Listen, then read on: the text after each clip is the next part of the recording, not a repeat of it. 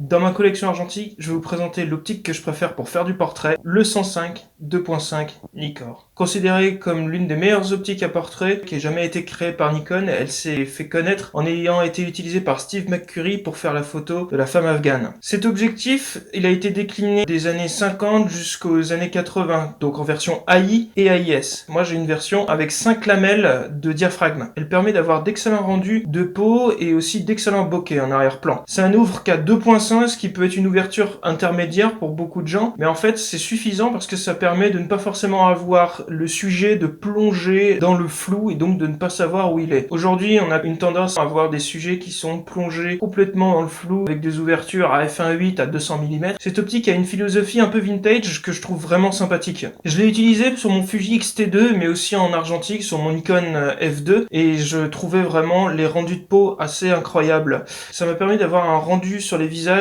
que j'avais pas ailleurs et dont je suis vraiment très satisfait. C'est une optique que je recommande pour les gens qui veulent des rendus un peu vintage, néanmoins de très très bonne qualité. Moi j'en suis très satisfait. Je pense que je ne me séparerai jamais de cet objectif. Aujourd'hui, on va la retrouver aux alentours de 30-50 euros pour une version AI comme celle-ci, jusqu'à 150-200 euros pour des versions AIS. Les moins chères, c'est les versions AI parce qu'en fait, elles sont pas adaptables sur tous les appareils Nikon. Donc voilà,